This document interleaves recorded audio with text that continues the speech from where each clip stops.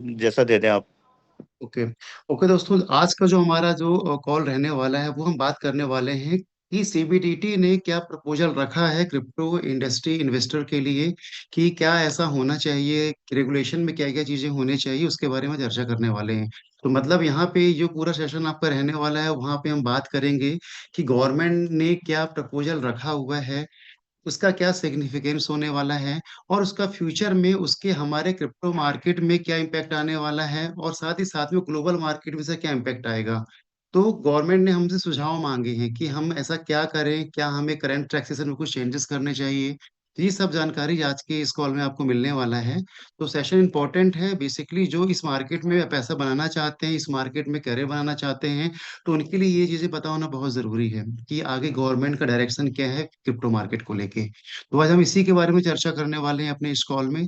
थोड़ा टेक्निकल होगा but interesting होगा, लोगों को समझ में आएगा कि कि आगे दुनिया, इंडिया भी रेगुलेशन के लिए क्या क्या प्लानिंग कर रही है। तो दोस्तों, कोशिश करें ज्यादा मैक्सिमम लोगों को इनवाइट करें, एक बार कॉल करें, रिमाइंडर कॉल अपने टीम मेंबर्स को, ताकि वो इसका बेनिफिट ले सकें।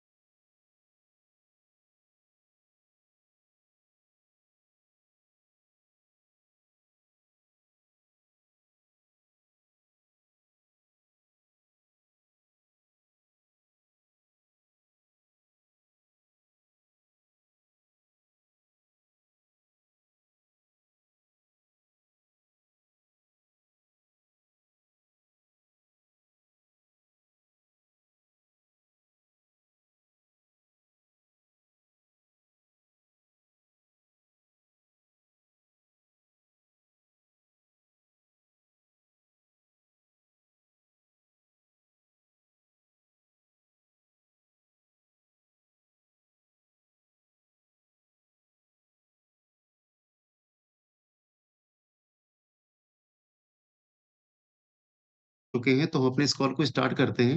मैं अपनी स्क्रीन शेयर करता हूँ, प्लीज को होस्ट मुझे कंफर्म करेंगे कि आपको स्क्रीन विजिबल है और नॉट।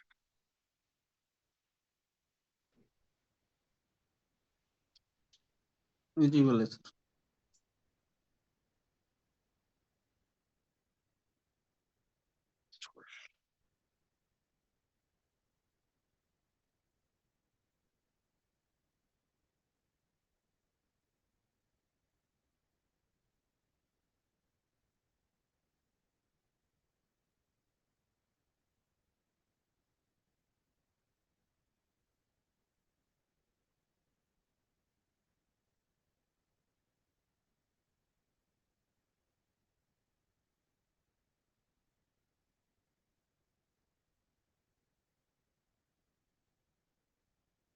ओके, सो अगेन नमस्कार साथियों, मेरा नाम मनीष सिंह है, संस्कारधानी जबलपुर से। मैं आप सभी का स्वागत करता हूँ आज के इस मॉर्निंग कॉल में। तो दोस्तों, आज का टॉपिक बहुत इंटरेस्टिंग है, जहाँ पे हम बात करने वाले हैं कि सीबीडीटी ने क्या, CBDT proposal for the crypto regulation in India, मतलब सीबीडीटी ने क्या प्रपोजल रखा है क्रिप्टो कम्युनिटी के सामने क्रिप्टो के रेगुलेशन में कुछ चेंजेस लाने के लिए। तो उसके बारे में आज हम यहाँ पे चर्चा करेंगे। तो दोस्तों, यदि हम आज यहाँ पे यदि हम बात करें crypto proposal for crypto regulation, CBT proposal for crypto regulation in India, तो यहाँ पे हम देखेंगे central board of direct tax यानी सीबीडीटी अब क्रिप्टो करेंसी रेगुलेशन को और क्लोजली इन्वेस्टमेंट कर रही है। सरकार का क्लियर एम है कि क्रिप्टो ट्रेडिंग को ट्रांसपेरेंट बनाना, फेयर बनाना और टैक्स कंप्लाइंट बनाना है। इसलिए नए लेजिस्लेशन और भी स्ट्रॉन्ग कंप्लायंस मेजर पर वो काम कर रही है। तो ये प्रपोजल सिर्फ टैक्सेशन के प्रोस्पेक्टिव से नहीं है, बल्कि इंडिया के पूरे ब्लॉकचेन इकोसिस्टम के फ्यूचर को सेफ देने वाला है। तो क्या क्रिप्टो, जैसे हम बात करें, क्या क्रिप्टो पे 30% टैक्स खत्म होने वाला है? क्या 1% टीडीएस नहीं लगेगा? सेट ऑफ का बेनिफिट भी मिलेगा? क्या क्रिप्टो कंप्लीटली लीगल हो जाएगा इंडिया में, या फिर क्या कौन सी ऐसी ऑर्गेनाइजेशन होगी, सेबी होगी, आरबीआई होगी, जो क्रिप्टो को रेगुलेट करेगी? तो ये सारे सवाल अब सिर्फ हमारे आपके नहीं बल्कि सरकार के मन में भी उठने लगे हैं। बहुत ही जल्दी हम देख सकते हैं कि इंडिया में भी, जैसे यूएस में जीनियस एक्ट, क्लैरिटी एक्ट आया, वैसे ही किसी तरह का क्रिप्टो रिलेटेड एक्ट इंडिया में भी आपको देखने को मिलने वाला है। तो दोस्तों, आज की डेट में यदि हम बात करें क्रिप्टो अकाउंट्स के बारे में, तो टोटल 20 करोड़ से ज्यादा क्रिप्टो अकाउंट इंडिया में खुल चुके हैं। और यदि मैं इस क्रिप्टो इंडस्ट्री की बात करूँ यदि इंडिया में, तो इंडिया में क्रिप्टो वाए लगभग 8 से 10 साल हो गए हैं और वर्ल्ड वाइड यदि हम बात करें ग्लोबली, तो 16 साल का पुराना ये मार्केट है। कौन-सा? क्रिप्टो का। और इन 16 सालों में कितने अकाउंट खुल चुके हैं? 20 करोड़ अकाउंट। जबकि हम यदि स्टॉक मार्केट की बात करें, तो स्टॉक मार्केट 100 साल से भी ज़्यादा पुराना है और यहाँ पे डीमैट अकाउंट की बात करें, तो टोटल 23 करोड़ अकाउंट के आसपास हैं। मतलब 23 करोड़ अकाउंट सिर्फ डीमैट अकाउंट के हैं और यदि हम बात करें कि क्रिप्टो के, तो 20 करोड़ से ज़्यादा अकाउंट क्रिप्टो के आपके खुल चुके हैं। इसका मतलब ये है कि क्रिप्टो का ऑप्शन इंडिया में बहुत तेज़ी से पॉपुलर हो रहा है। जैसे पहले लोगों ने उबर को रजिस्टर्ड किया, फिर एक्सेप्ट किया और आगे चल के लिस्टेड भी हो गया। वैसे ही पहले ज़ोमैटो, स्विगी को रजिस्टर किया गया, एक्सेप्ट किया गया और फिर लिस्टेड भी वो हो गए। तो बिल्कुल वैसे ही सब लोगों ने पहले क्रिप्टो को काफ़ी रजिस्टर किया है और अब ग्लोबली क्रिप्टो की एक्सेसिबिलिटी, एडॉप्शन बहुत ज़्यादा बढ़ चुका है। इसी वजह से इंडिया गवर्नमेंट भी अब सवाल पूछने और पॉजिटिव डायरेक्शन में कदम बढ़ाने लगी है। अब गवर्नमेंट ऑफ इंडिया भी क्रिप्टो करेंसी से रिलेटेड सवाल पूछना शुरू कर दिया है, जो एक बहुत ही पॉजिटिव और हेल्पफुल डायरेक्शन की तरफ आपको इशारा देता है। Why crypto regulation are regaining attention, कि क्रिप्टो ने अपना अटेंशन क्यों बढ़ाया है आज के टाइम पे। यदि हम देखें यदि कि ग्लोबल लेवल पर क्रिप्टो की एक्सेसिबिलिटी अडॉप्टेशन बढ़ता जा रहा है। बहुत सारे देश अपने फ्रेमवर्क ऑलरेडी सेट कर चुके हैं, जैसे यूएस का genius act, clarity act. India भी अब पॉजिटिव डायरेक्शन में कदम उठाने लगा है। सरकार समझ रही है कि अगर हमने क्रिप्टो को फ्यूचर रेडी और सस्टेनेबल नहीं बनाया, तो हम स्ट्रॉन्ग रेगुलेटरी फ्रेमवर्क नहीं बना पाएंगे। वो जरूरत है हमें करने की। तो अटेंशन क्यों क्रिप्टो रेगुलेशन की ओर आया? तो सबसे बड़ी यदि हम बात करें, CBDT consulting industry on need for a VDA law, मतलब virtual digital digital asset law. CBDT अब एक्टिवली इंडस्ट्री से कंसल्ट कर रही है ताकि समझा जा सके कि वीडीए लॉ की जरूरत क्यों है। मकसद ये है कि क्रिप्टो सेक्टर को प्रॉपर्ली रेगुलेट किया जा सके और इन्वेस्टर, एक्सचेंज, प्लेटफॉर्म सबको एक क्लियर और ट्रांसपेरेंट लीगल फ्रेमवर्क मिले। इससे इंडस्ट्री को स्टेबिलिटी मिलेगी, इलीगल एक्टिविटी और मिसयूज पे रोक लग सकेगी। साथ ही साथ में crypto already tax but no unified framework. आज भी क्रिप्टो ट्रांजैक्शन पे टैक्स लग रहा है, जैसे 30% टैक्स एंड 1% टीडीएस। लेकिन अब तक कोई यूनिफाइड और स्ट्रक्चरल लीगल फ्रेमवर्क नहीं है जो क्लियरली डिफाइन कर सके कि इन्वेस्टर और एक्सचेंज को कैसे ऑपरेट करना चाहिए। हर जगह रूल्स थोड़े स्कैटर्ड हैं, अनक्लियर हैं, जिसकी वजह से बहुत ज़्यादा कन्फ्यूजन रहता है इन्वेस्टर के मन में और लोगों को ट्रस्ट में भी कंप्रोमाइज़ करना पड़ता है। और new law could define oversight of investor, exchange and platform। यदि प्रपोज्ड न्यू लॉ से यदि नए लॉ आते हैं और क्लियर ओवरसाइट फ्रेमवर्क बनता है उससे, तो इन्वेस्टर को क्या होगा? एक स्ट्रॉन्ग प्रोटेक्शन मिलेगा। एक्सचेंज को प्रॉपर कंप्लायंस रूल्स फॉलो करने पड़ेंगे। प्लेटफॉर्म ट्रांसपेरेंट और अकाउंटेबल बन जाएगा। तो इससे इंडस्ट्री का ट्रस्ट बूस्ट होगा, क्रिप्टो मार्केट सस्टेनेबल ग्रोथ की तरफ आगे बढ़ेगा। तो दैट्स व्हाई कि इंडिया में जो इंडिया में स्ट्रक्चर और ट्रांसपेरेंट क्रिप्टो रेगुलेशन का समय आ गया है। दैट्स व्हाई जो अटेंशन क्रिप्टो मार्केट की ओर इतना ज्यादा बढ़ रहा है। अब हम बात करते हैं कि CBDT consulting the big question, मतलब कि सीबीडीटी के बड़े क्वेश्चंस क्या हैं जिससे भी वो बात करना चाह रही है।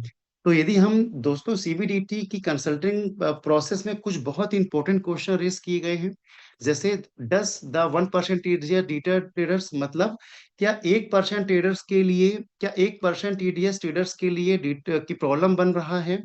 क्या इस वजह से वॉल्यूम फॉरेन एक्सचेंज की तरफ शिफ्ट हो रहा है? साथ ही साथ में दूसरा सवाल क्या है कि क्या ट्रेडर्स को अपने लॉस को गेन के साथ साथ ऑफसेट करने की परमिशन मिलनी चाहिए, जैसे ट्रेडिशनल मार्केट में होता है? ऑफसेट मतलब क्या? यदि आपने एक असेट को सेल किया, आपको लॉस हुआ, सेकंड असेट को आपने सेल किया, आपको लॉस हुआ, बट थर्ड असेट को सेल करने पे यदि आपको प्रॉफिट होता है, उस केस में क्या होता है? आपका ओवरऑल प्रॉफिट देखा जाता है। बट अभी तक क्या हो रहा है, ये जो ऑफसेट गेन है, इसका बेनिफिट क्रिप्टो मार्केट में नहीं मिलता है लोगों को। तीसरा, यदि हम बात करें, तीसरा सवाल सबसे क्रूशियल है कि क्रिप्टो को रेगुलेट करने के जिम्मा किसके हाथ में होगा? क्या उसे आरबीआई रेगुलेट करेगी, क्या सेबी करेगी, क्या मेट वाई करेगा, या फिर एफआईयू इंडिया उसे रेगुलेट करेगा? तो इन्हीं सवालों के जवाब को डिसाइड करने के लिए इंडिया का फ्यूचर रेगुलेटरी फ्रेमवर्क कैसा होगा और कौन से इंस्टीट्यूशन उसे इम्प्लीमेंट करेंगे, इन सब बातों के लिए ये तीन बहुत बड़े क्वेश्चन हैं जो सीबीडीटी ने कंसल्टिंग के लिए सामने रखे हुए हैं। अब हम यदि बात करें कि सिग्निफिकेंस ऑफ सीबीडी डिस्कशन, की सीबीडी जो डिस्कशन कर रही है इसका जो इम्पोर्टेंस क्या होना है, तो दोस्तों इस डिस्कशन के सिग्निफिकेंस को समझाना बहुत ही जरूरी है कि इसका फ्यूचर में क्या इम्पोर्टेंस होना है। तो पहला पॉइंट ये है कि preventing innovation loss loss and startup migration. ये कंसल्टेशन इनोवेशन को लॉस और स्टार्टअप माइग्रेशन को रोकने के लिए है।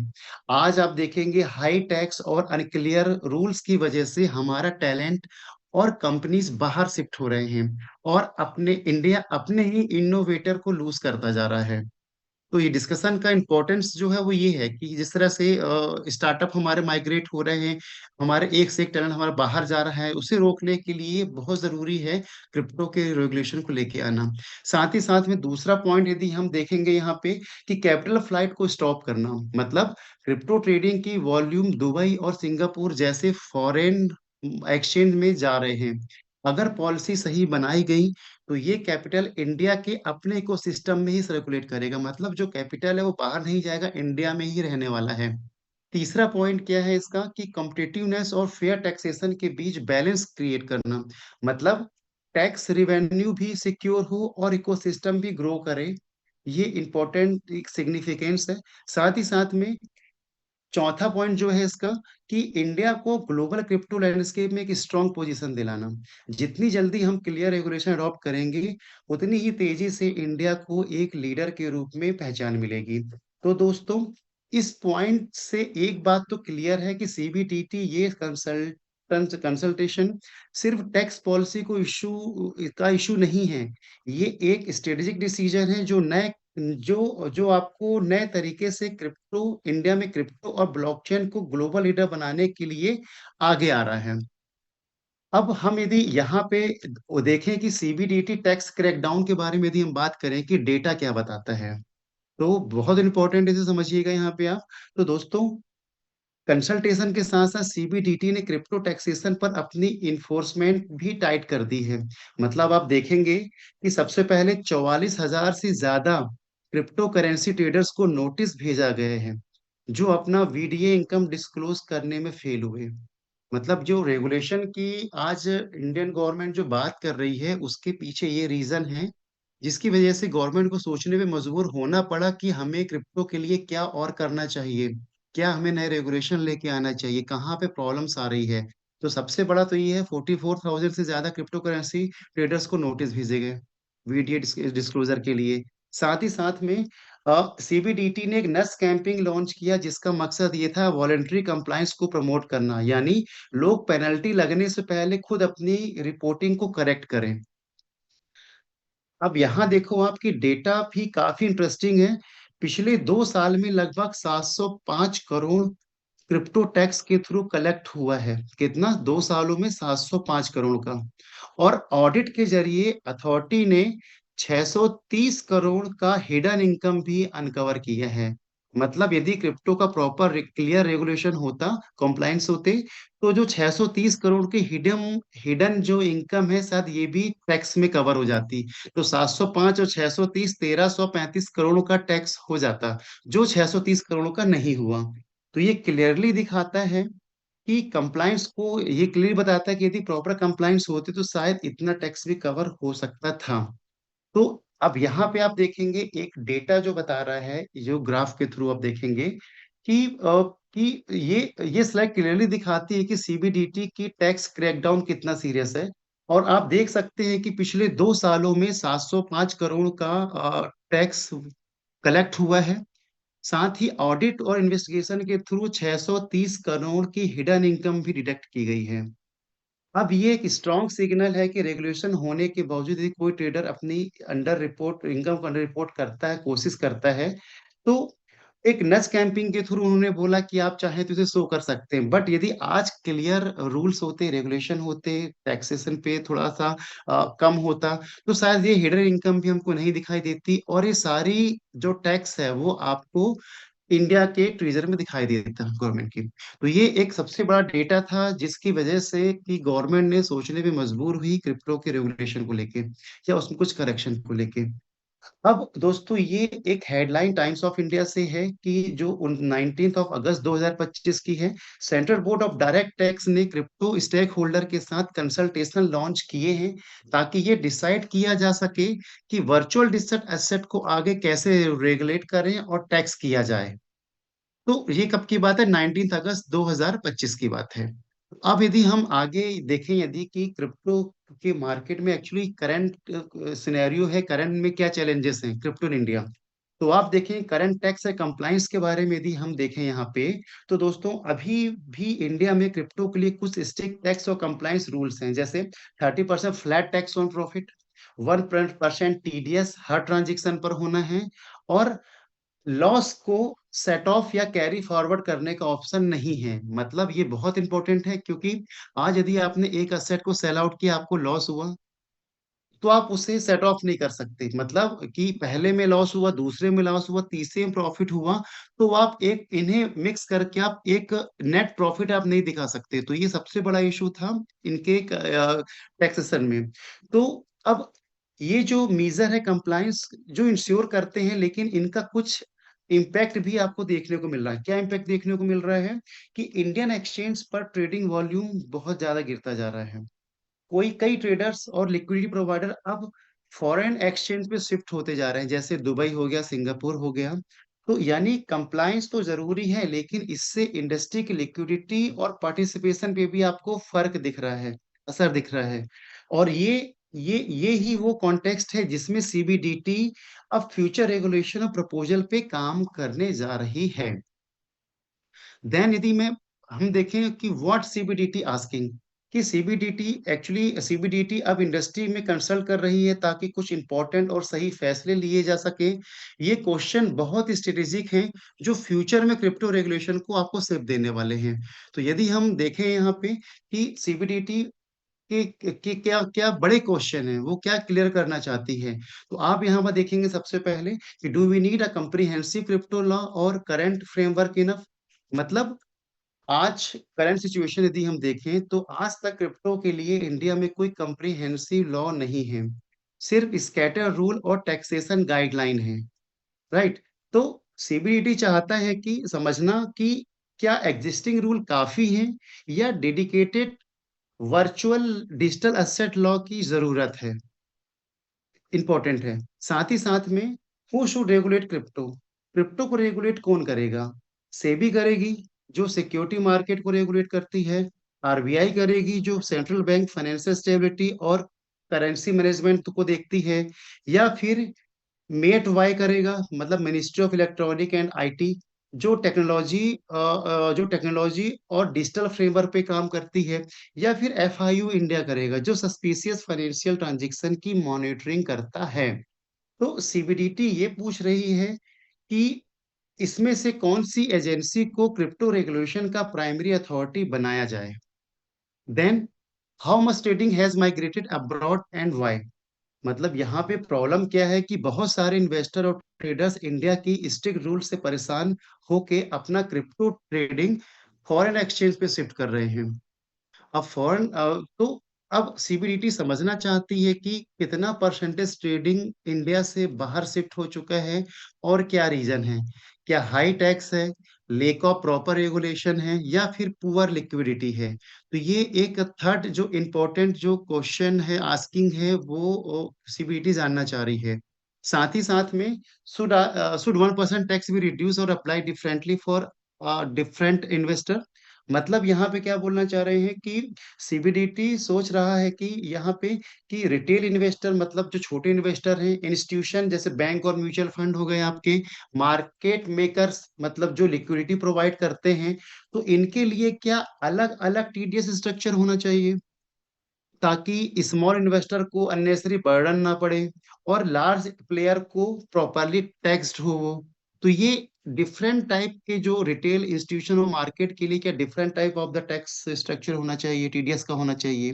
तो ये सारे क्वेश्चंस भी वहां पे पूछे गए। चौथा, पांचवा क्वेश्चन जो पूछा गया कि what is the real impact of not allowing loss offset, मतलब कि लॉस ऑफसेट का मतलब क्या है। अगर आप एक एसेट में लॉस करते हैं तो आप उस लॉस को दूसरे एसेट के प्रॉफिट से एडजस्ट कर देते हैं ताकि आपका टैक्सेबल प्रॉफिट कम हो। तो अभी जो रूल है जिसमें लॉस को ऑफसेट अलाउ नहीं है, तो सीबीडीटी ये जानना चाह रहा है कि क्या इस वजह से ट्रेडिंग वॉल्यूम और लिक्विडिटी पे निगेटिव इम्पैक्ट पड़ रहा है।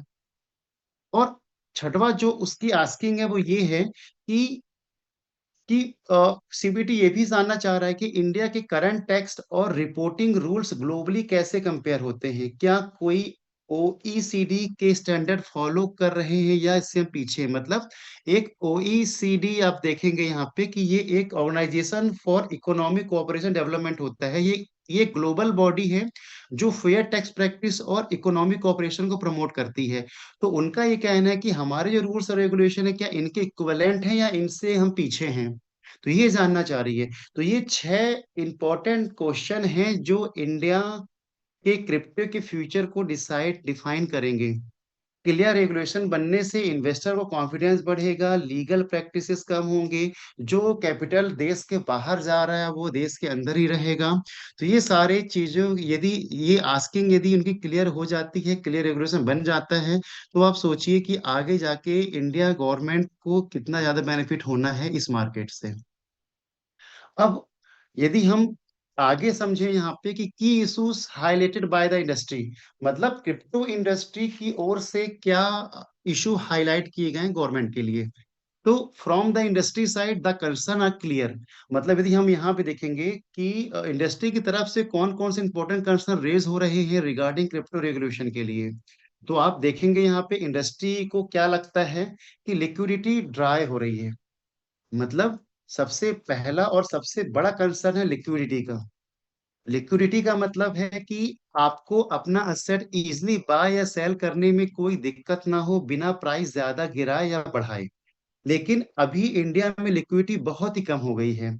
इसका रीजन क्या है, स्ट्रिक्ट टैक्स रूल्स और अनक्लियर रेगुलेशन, जिसकी वजह से ट्रेडर और इन्वेस्टर हेजिटेट हैं, कंफ्यूज हैं और मार्केट में एक्टिविटी बहुत ही स्लो हो गई है। तो ये जो कंसर्न है लिक्विडिटी का ये इंडस्ट्री की ओर से है कि लिक्विडिटी बहुत कम होते जा रही है। दूसरा जो है compliance is difficult in peer to peer transaction.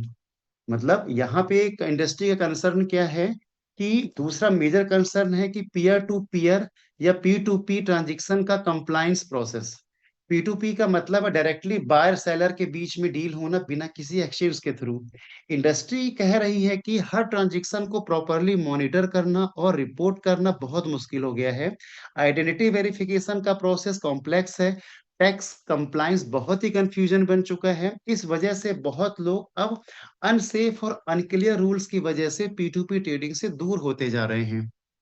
साथ ही साथ में domestic player face uneven playing field compare to global exchange. मतलब तीसरा कंसर्न है कि इंडिया की डोमेस्टिक एक्सचेंज का ग्लोबल एक्सचेंज का कंपैरिजन में डिसएडवांटेज का होना। मतलब जहां इंटरनेशनल एक्सचेंज जैसे बाइनेंस, कॉइन बेस जो रिलेटिवली रिलैक्स रूल्स के साथ ऑपरेट करते हैं, बहुत ही स्मूथ रूल्स होते हैं वहां पे, बट इंडिया के लोकल एक्सचेंज में जो हार्श टैक्स और कंप्लाइंस रूल्स हैं जो फॉलो करने पड़ते हैं, इस वजह से डोमेस्टिक प्लेयर कंप्लीट compete नहीं कर पा रहे हैं और ज्यादा से ज्यादा ट्रेडर और इन्वेस्टर फॉरेन एक्सचेंज पर शिफ्ट होते जा रहे हैं।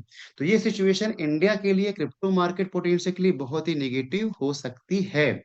तो यदि मैं ओवरऑल बात करूं तो इंडस्ट्री क्लियरली कह रही है कि अगर अब स्ट्रक्चर्ड, सिंपल और बैलेंस रेगुलेटरी फ्रेमवर्क नहीं बनाया गया तो इंडिया का क्रिप्टो इकोसिस्टम सस्टेनेबल ग्रो नहीं कर पाएगा और हमारी जो ग्लोबल पोजीशन है वो भी वीक हो जाएगी।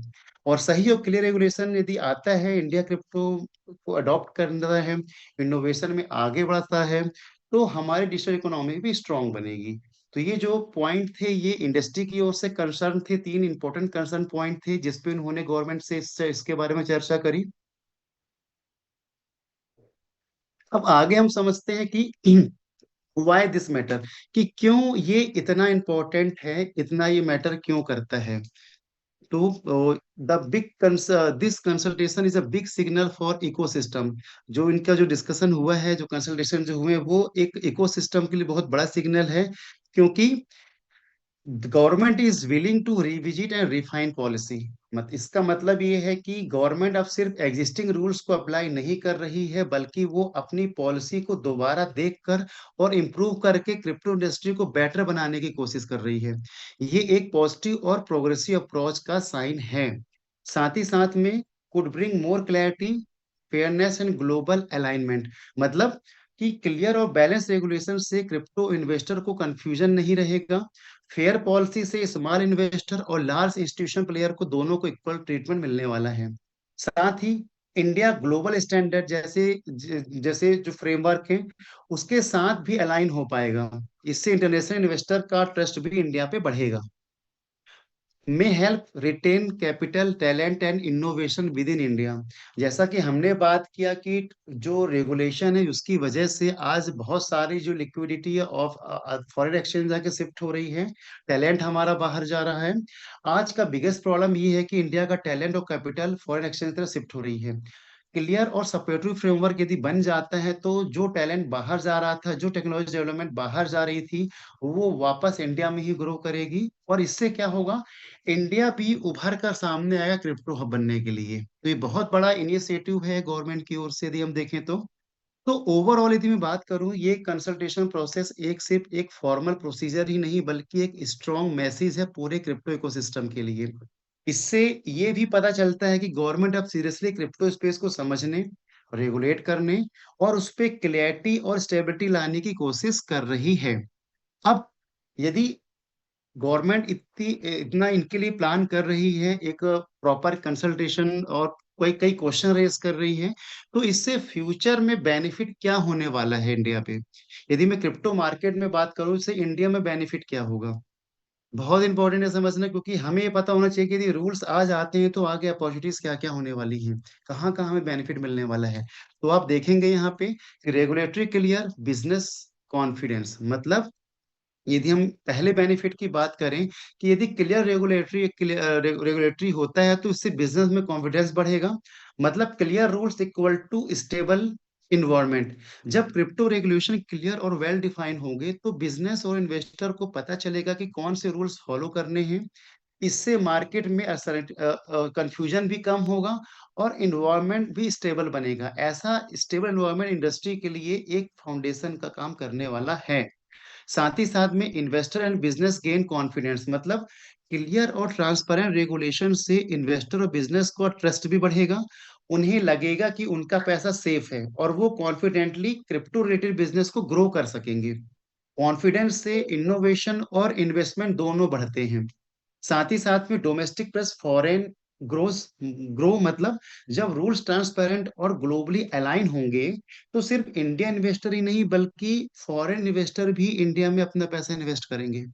इससे इंडिया में कैपिटल इनफ्लो बढ़ेगा और इकोनॉमी भी बहुत ज्यादा स्ट्रांग होगी। कंपनीज जो हैं आपकी रेगुलेटरी क्लियर कंपनीज अब अपने innovation blockchain solution confidently launch कर पाएंगी। मतलब supply chain solution for transparent tracking के लिए, health care application for secure medical data sharing के लिए, लॉजिस्टिक ऑटोमेशन, डेफी प्लेटफॉर्म। इससे इंडिया में क्रिप्टो बेस्ड टेक्नोलॉजी और बिजनेस भी आपको ग्रो करते हुए दिखाई देंगे। साथ ही साथ में यदि मैं दूसरा बेनिफिट यदि बात करूं इसका, तो रिड्यूस कैपिटल फ्लाइट। मतलब आज की यदि सिचुएशन आप देखेंगे, यदि यहाँ पे करंट सिचुएशन, हाई टैक्सेशन और जो कैपिटल ऑफशोर जो हो रहा है, आज की सिचुएशन में 1% टीडीएस और 30% फ्लैट टैक्स की वजह से क्रिप्टो ट्रेडिंग वॉल्यूम बहुत ज्यादा फॉरेन एक्सचेंज पर शिफ्ट हो रहा है। तो जैसे दुबई और सिंगापुर पे, तो इसका मतलब है कि इंडिया इन्वेस्टर और ट्रेडर्स अपना कैपिटल इंडिया से बाहर ले जा रहे हैं, जिससे इंडिया का इकोसिस्टम वीक हो रहा है। साथ ही तो इससे क्या होगा कि जो जो हमारी जो कैपिटल जो बाहर जा रही थी वो बाहर नहीं जाएगी। साथ ही साथ में अगर टैक्स स्ट्रक्चर को रेशनलाइज किया जाता है, जैसे 0.1 से 0.05 तक रिड्यूस किया जाए, तो उससे क्या होगा कि जो ऑफ शोरिंग जो अलाउ भी किया जाएगा, इससे तो इससे क्या होगा कि ट्रेडिंग एक्टिविटी भी आपकी बनी रहेगी और कैपिटल का आउटफ्लो रोका जा सकेगा। तो ये बहुत इंपॉर्टेंट है। इंडिया में रिवेन्यू कैपिटल इकोसिस्टम अंदर ही रहने वाला है। इससे क्या होगा, डोमेस्टिक एक्सचेंज स्ट्रांग बनेगा और साथ ही साथ में इंडिया जो है ग्लोबल क्रिप्टो हब बनने के लिए आगे बढ़ेगा। तीसरा बेनिफिट यदि हम देखें, यदि यहाँ पे बूस्ट टू स्टार्टअप इकोसिस्टम, मतलब यदि यहाँ पे हम समझे इसको कि इकोसिस्टम कैसे हमारे स्टार्टअप बूस्ट होगा, तो जैसे दोस्तों, क्लियर पॉलिसी आने से सबसे बड़ा फायदा जो होगा वो वेब 3, डेफी, एनएफटी, मेटावर्स जैसे नए नए स्टार्टअप इंडिया में रैपिडली ग्रो करने वाले हैं। अभी कंफ्यूजन की वजह से फाउंडर हेजिटेट होते हैं, लेकिन एक स्टेबल फ्रेमवर्क से उनको के लिए आसान हो जाएगा। क्लियर पॉलिसीज यदि आती हैं, यदि तो क्लियर और ट्रांसपेरेंट रूल से वेंचर कैपिटलिस्ट जो होंगे, फंडिंग भी बढ़ेगी आगे, क्योंकि इन्वेस्टर को ट्रस्ट मिलेगा, उनका पैसा सिक्योर इन्वायरमेंट में लगेगा।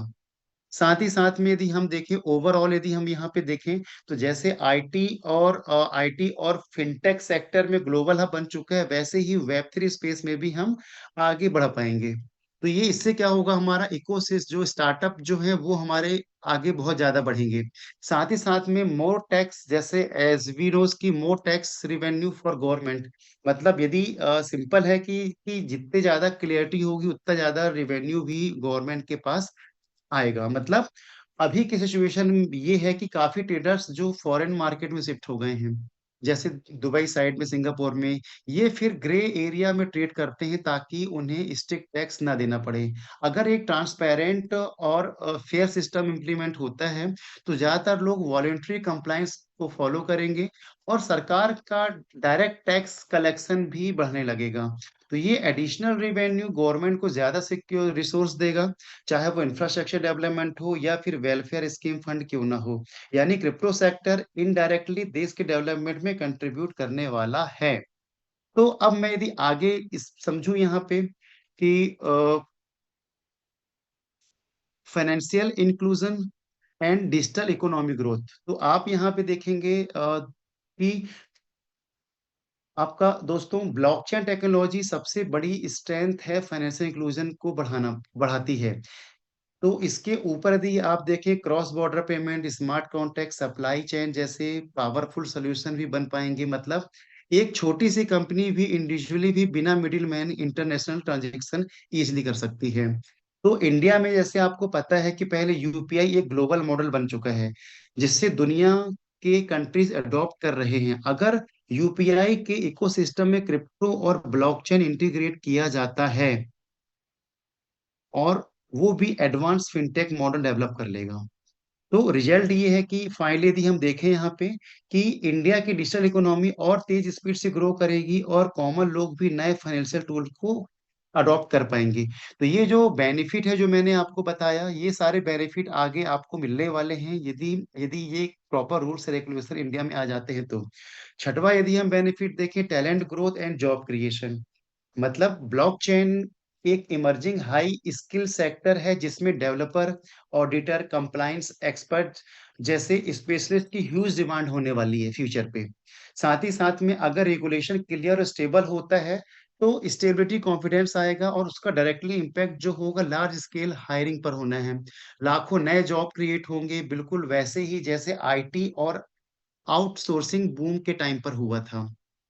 और सबसे बड़ी बात यह है कि आईटी, इंडिया का आईटी टैलेंट जो अभी तक सॉफ्टवेयर सर्विस तक लिमिटेड है, वो ब्लॉकचेन में ग्लोबल लीडरशिप के रोल में भी आ सकता है।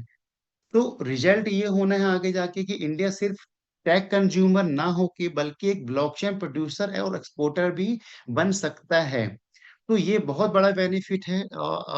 यदि हम इंडियन प्रोस्पेक्टिव से यदि हम देखें, integration and with traditional industries की यदि हम बात करें यहाँ पे, तो आप देखेंगे यहाँ पे दोस्तों, banking, insurance, real estate, health care जैसे ट्रेडिशनल सेक्टर भी ब्लॉकचेन का यूज करना चाहते हैं। उनको पता है कि ट्रांसपेरेंसी स्पीड तो मिले ही मिलेगी, लेकिन प्रॉब्लम ये है कि कंप्लायंस रिस्क और रूल्स क्लियर नहीं है, जिसकी वजह से इंडस्ट्री भी हेजिटेट हो रही है। साथ ही साथ में हम देखें कि बैंक, अगर गवर्नमेंट क्लियर लॉ लेके आती है तो एडॉप्शन बूम करेगा। बैंक फास्ट और सिक्योर सेटलमेंट के लिए ब्लॉकचेन यूज करेगी। इंश्योरेंस क्लेम प्रोसेस जल्दी और ट्रांसपेरेंट होगा। रियल एस्टेट और लैंड रिकॉर्ड पे प्रॉपरली सेफ डील हो पाएंगी। हेल्थ केयर में भी हम बात करें तो प्रॉपर पेशेंट का डेटा सिक्योर और शेयरिंग इजी बन जाएगा। तो ये होगा एंटरप्राइजेस एडॉप्शन का नेक्स्ट वेव, जिसमें ब्लॉकचेन सिर्फ ट्रेडिंग तक ही नहीं बल्कि हर सेक्टर का हिस्सा बन जाएगी। तो दोस्तों, ओवरऑल यदि मैं देखूं कि ये जो 7 बेनिफिट थे, यदि 8वें की यदि मैं बात करूं, यहाँ पे एक इनोवेशन इन पब्लिक इंफ्रास्ट्रक्चर बहुत इंपॉर्टेंट है। ये वाला यदि आप देखेंगे कि गवर्नमेंट का एडॉप्शन किस तरह से बढ़ेगा, तो आप देखेंगे यहाँ पे लैंड रिकॉर्ड, आधार और ई वोटिंग। अगर ब्लॉकचेन सिर्फ प्राइवेट इंडस्ट्री तक ही सीमित नहीं रहने वाली है, ये गवर्नमेंट के लिए भी एक पावरफुल टूल बन सकती है। सोचिए, अगर लैंड रिकॉर्ड ब्लॉकचेन पे स्टोर होते हैं तो प्रॉपर्टी डिस्प्यूट टोटली खत्म। आधार कार्ड या डिजिटल आइडेंटिटी ब्लॉकचेन पर होने से डेटा सिक्योर आपका बनेगा। ई वोटिंग यदि स्टार्ट होती है ब्लॉकचेन पे होने से, तो इलेक्शन सिस्टम ट्रांसपेरेंट और टेम्पर प्रूफ बन जाता है। और पब्लिक डिस्ट्रीब्यूशन सिस्टम जैसे राशन, सब्सिडीज, ब्लॉकचेन, ये सब ट्रैक हो पाएंगे प्रॉपर तरीके से। तो ये अपने आप में यदि मैं देखूं तो ये बहुत बड़ी बात है। और ओवरऑल कंक्लूजन की यदि मैं बात करूं यहाँ पे दोस्तों, तो सीबीडीटी ये क्रिप्टो कंसल्टेशन एक इनडायरेक्ट ग्रोथ ट्रिगर है ब्लॉकचेन इंडस्ट्री के लिए। जैसे ही रेगुलेशन क्लियर होते जाएंगे, ट्रस्ट बढ़ेगा, इन्वेस्टमेंट बढ़ेंगे, एडॉप्शन बढ़ेगा और नए जॉब भी आपके क्रिएट होंगे। तो ये वो मोमेंट है जो इंडिया के लिए एक नए लेवल लेके आएगा। आईटी से लेके वेब 3 तक का ग्लोबल लीडर हम बन सकते हैं। तो यहाँ पे आप ध्यान रखें कि regulation is not a restriction, it is a launch pad for innovation. तो अब यदि मैं यहाँ पे आपसे बात करूं, यहाँ पे अभी तक तो मैंने आपसे चर्चा की कि गवर्नमेंट क्या चाह रही है, क्या आस्किंग है, इंडस्ट्री इंडस्ट्री के क्या कंसर्न है, इससे इंडिया प्रोस्पेक्टिव से क्या बेनिफिट होने वाला है। अब हम बात करते हैं इसके लास्ट पार्ट में। अब हम समझते हैं कि ग्लोबल प्रोस्पेक्टिव से यदि हम बात करें तो इससे हमें क्या बेनिफिट होना है। तो फ्रेंड्स, सोचिए, जैसे इंडस्ट्री रिवॉल्यूशन ने दुनिया को मशीन दी, इंटरनेट रिवॉल्यूशन ने हमें डिजिटल दुनिया दी, वैसे भी अब क्रिप्टो और ब्लॉकचेन एक नए युग को शुरू करने वाला है। अब बात सिर्फ इंडिया के बेनिफिट की नहीं है, यदि मैं बात करूं एक ग्लोबल डिजिटल सिविलाइजेशन फाउंडेशन की, तो तो global crypto acceptance the next digital civilisation. मतलब, तो अब चलिए, अब अगली स्लाइड में हम समझते हैं कि ये ग्लोबल एक्सेप्टेंस कैसे शेप देगा और दुनिया के लिए इसका क्या मतलब होने वाला है। मतलब, जो अभी रेगुलेशन हमारे इंडिया में आएंगे आगे फ्यूचर को लेके, तो उससे ग्लोबल लेवल पे क्या फर्क पड़ने वाला है। तो आप यहाँ यदि आप देखें, वेरी इंपॉर्टेंट क्या है कि from financial system to value system. मतलब आप यहाँ पे समझिए कि दोस्तों, क्रिप्टो करेंसी सिर्फ एक फाइनेंशियल इनोवेशन नहीं है, ये एक नई दुनिया क्रिएट कर रहा है जहां हम सिर्फ मनी की नहीं बल्कि आइडेंटिटी, ओनरशिप और डेटा की भी ब्लॉकचेन को मैनेज करेंगे। फ्यूचर में सब कुछ टोकनाइज होगा, चाहे वो आपका रियल एस्टेट हो, प्रॉपर्टी हो, हेल्थ रिकॉर्ड हो या फिर डिजिटल एसेट हो। और सबसे बड़ी बात कि ब्लॉकचेन पे ट्रस्ट तो एक प्रोटोकॉल बना दिया है। मतलब, अब ट्रस्ट किसी इंटरमीडिएटरी पे डिपेंड नहीं करेगा बल्कि टेक्नोलॉजी पे होगा। इसका मतलब है कि हम फाइनेंशियल सिस्टम से आगे बढ़कर वैल्यू सिस्टम की तरफ जा रहे हैं, जहां नॉलेज, प्रॉपर्टी और इवन दो पर्सनल आइडेंटिटी भी सीरियसली एक्सचेंज होगी ब्लॉकचेन पर। तो ये अपने आप में बहुत बड़ी बात है। साथ ही साथ में यदि हम बात करें यहाँ पे जियो political power shift, very important है, इसको समझिए कि क्योंकि यदि हम ग्लोबल प्रोस्पेक्टिव से यदि हम देखें तो ये बहुत इंपॉर्टेंट पॉइंट हो जाता है जियो पॉलिटिकल पावर शिफ्ट का। तो यहाँ पे आप देखेंगे दोस्तों कि क्रिप्टो अडॉप्शन ने एक जियो पॉलिटिकल पावर शिफ्ट भी क्रिएट कर रहा है। कैसे कर रहा है, आप देखना यहाँ पे कि यूएस स्टेट में क्रिप्टो ईटीएफ के लॉन्च के बाद $1 ट्रिलियन इनफ्लो आया है। ये दिखाता है कि अब क्रिप्टो को एक मेन स्ट्रीम फाइनेंशियल इंस्ट्रूमेंट बना माना जा रहा है।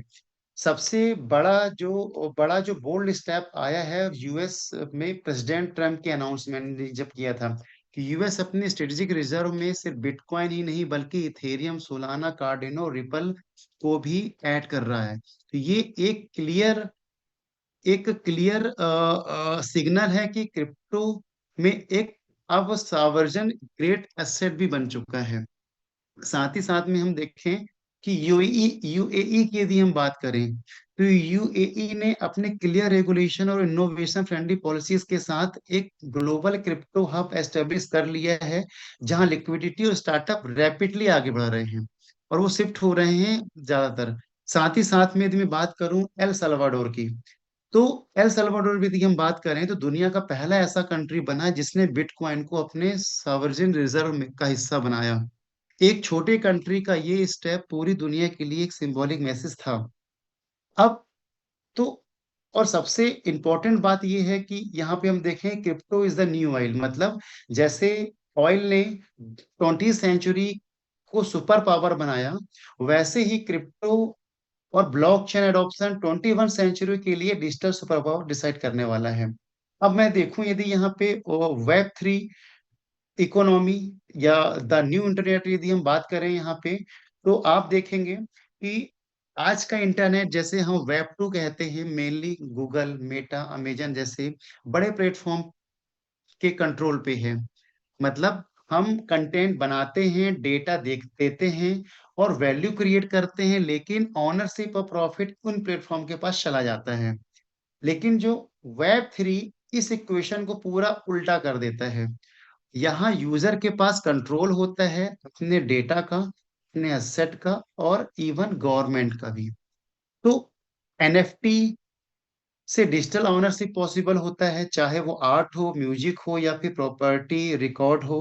डॉ डिसेंट्रलाइज ऑटोनोमस ऑर्गेनाइजेशन से गवर्नमेंट डेमोक्रेटाइज होती है, मतलब कम्युनिटी डिसाइड करती है, ना कि एक सेंट्रल अथॉरिटी।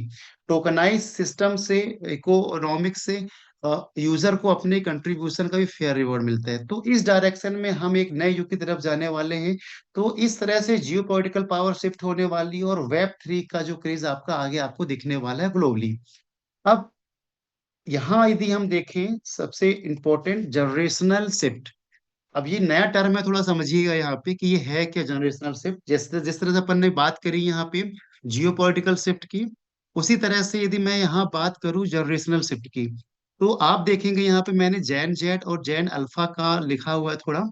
बेसिकली जो जैन जेड है, जैन जेड की यदि हम बात करें तो ये जनरेशन है, जैसे हमारी जनरेशन हुआ करती थी, 10 साल पहले की जनरेशन हुआ करती थी।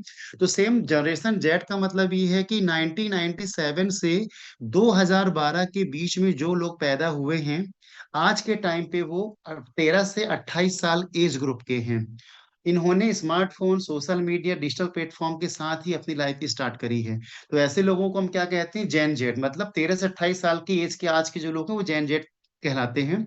और जैन अल्फा की यदि मैं बात करूं, जैन अल्फा मतलब 2013 के बाद जो बच्चे पैदा हुए हैं, जो आज 0 से लेके 12 साल के आसपास के हैं, ये पहली जनरेशन है जो एआई, क्रिप्टो, मेटावर्स, वेब 3 के बीच में बड़ी हो रही है। राइट। पॉइंट ये है कि जैन जेट जो है क्रिप्टो को एक इन्वेस्टमेंट ऑप्शन के रूप में नेचुरली एक्सेप्ट कर रही है। और जो जैन अल्फा है, वो अल्फा के लिए क्रिप्टो और ब्लॉकचेन बिल्कुल नॉर्मल फाइनेंशियल लैंग्वेज है। जैसे आज हम यूपीआई या ऑनलाइन बैंकिंग को नॉर्मल समझते हैं, उसी तरह जैन अल्फा आगे जाके इनको ही नॉर्मल समझने वाले हैं। तो यदि मैं यहाँ पे आपसे बात करूं कि Jain alpha and Jain Z crypto native, मतलब अगर दोस्तों जैन अल्फा जेड और जैन अल्फा को देखेंगे, तो उनके लिए क्रिप्टो कोई नई चीज या क्यूरियोसिटी नहीं है, ये उनका नेटिव एनवायरनमेंट है।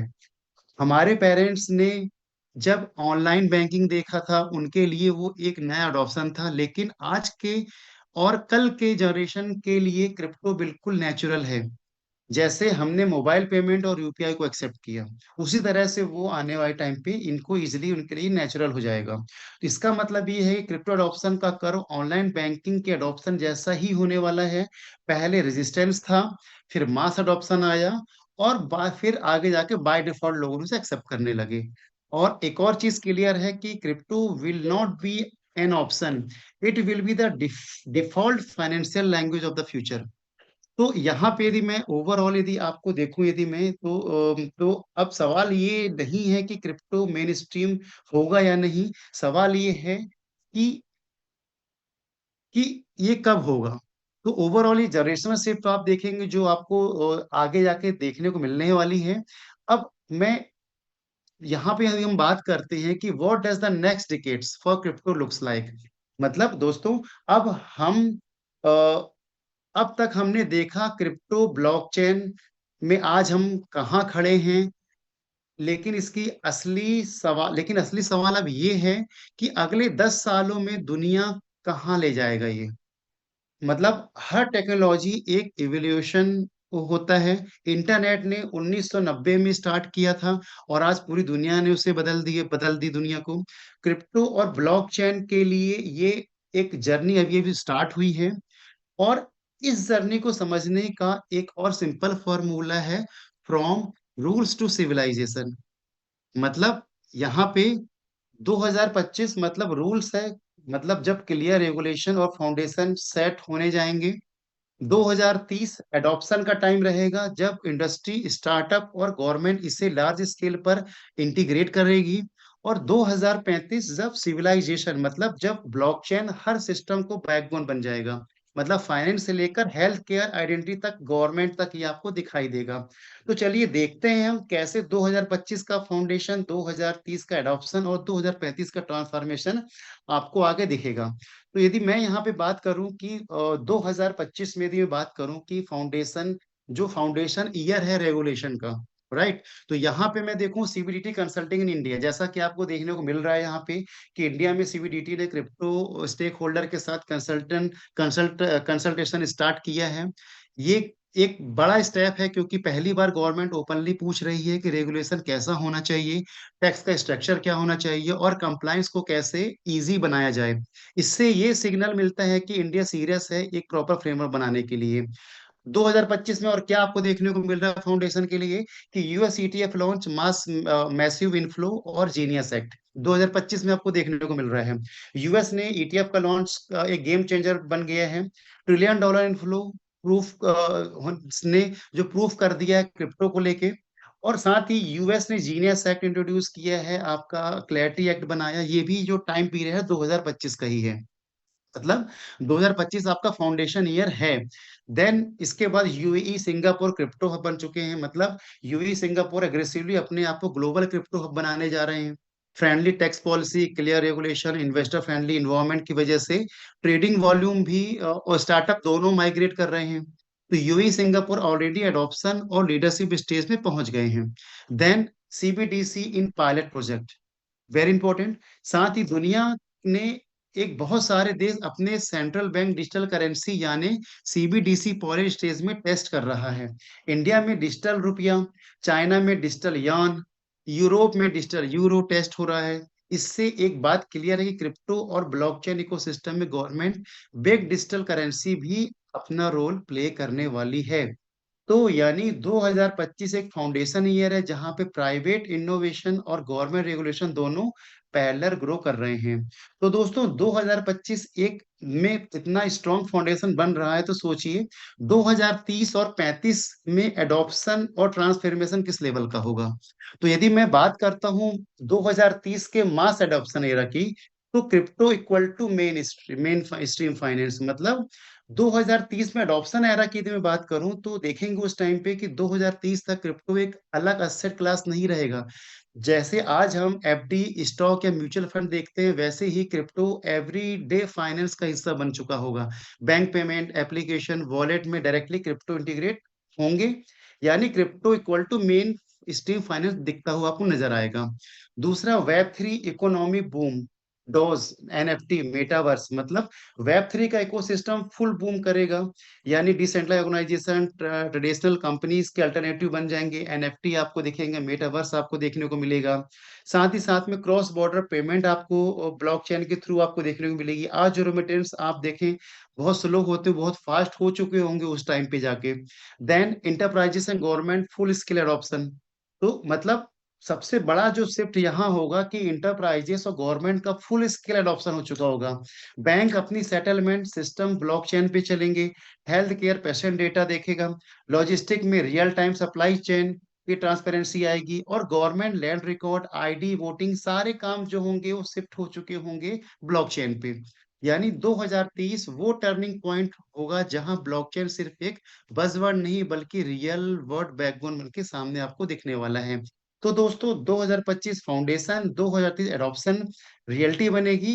अगला सवाल ये है कि 2035 में दुनिया को किस तरह से ट्रांसफॉर्म ट्रांसफॉर्म करेगा। तो 2035 की यदि मैं बात करूं यहाँ पे, तो आप देखेंगे कि digital civilisation, borderless global economy, ठीक है, साथ ही साथ में आपका डिजिटल आइडेंटिटी और टोकनाइज ओनरशिप, हर इंसान के पास एक सिक्योर डिजिटल आइडेंटिटी होगी, ब्लॉकचेन पे स्टोर होगी। साथ ही साथ में transparent government governance versus blockchain, मतलब ब्लॉकचेन में भी गवर्नमेंट भी ब्लॉकचेन को रेगुलेशन लाएगी, वोटिंग सब्सिडी, राशन डिस्ट्रीब्यूशन, सब कुछ ब्लॉकचेन पे ही काम करेगा। Then crypto equal to universal language of value, जैसे इंग्लिश ग्लोबल कम्युनिकेशन का यूनिवर्सल मीडियम बन चुकी है, वैसे ही क्रिप्टो यूनिवर्सल लैंग्वेज भी आपको वैल्यू बन जाएगा। तो ओवरऑल जो मैंने आपको बताया यहाँ पे कि ये 2035 तक एक डिजिटल सिविलाइजेशन एंट्री कर चुके होंगे, जहां ब्लॉकचेन और क्रिप्टो जैसे चीजें आपको वर्ल्ड ऑर्डर बन चुकी होंगी। तो ओवरऑल जो मैंने आपको बताया आज के दोस्तों, आज के इस कॉल में आपको यहाँ पे कि किस तरह से सीबीडीटी प्लान कर रही है, प्रपोजल रखा गवर्नमेंट के सामने, इंडस्ट्री का कंसर्न क्या है, क्या क्या लूप होल है, कहाँ पे कमी है, उन कमियों को दूर करने के बाद जो रेगुलेशन इंडिया में आएगा, उससे उससे इंडियन मार्केट में क्या इम्पैक्ट आने वाला है, उससे पर्सनल क्या एडवांटेज मिलने वाले हैं, और ग्लोबल एक्सेप्टेंस में क्या होने वाला है। साथ ही साथ में 2025 से 2030 2035 में क्या क्या चेंजेस आएंगे। तो दोस्तों, आज का सेशन सिर्फ क्रिप्टो या ब्लॉकचेन के बारे में नहीं था, ये एक डिजिटल फ्यूचर का ब्लूप्रिंट था, जहां हमने देखा कि कैसे 2025 रेगुलेशन फाउंडेशन रखता है, 30 एडॉप्शन लाता है, और 25 से एक नए डिजिटल सिविलाइजेशन क्रिएट करता है। तो ये सफर सिर्फ एक शुरुआत है। सवाल ये नहीं है कि क्रिप्टो कब मेन स्ट्रीम होगा, सवाल ये है कि हम इस रेवोल्यूशन में अपना रोल क्या निकालने वाले हैं। तो remember, regulation is not a restriction, it's a launch pad for innovation. तो अगर अगर इंडिया और हम सब मिलकर अपॉर्चुनिटी को यदि लेते हैं, ग्रैब करते हैं, तो फ्यूचर हमारे लिए नहीं बल्कि हम फ्यूचर के लिए होंगे। तो इन्हीं से शब्दों के साथ मैं अपने इस कॉल को एंड करता हूँ, एंड ओवर टू को host. Thank you Manish sir, काफी अच्छा सेशन था। और हम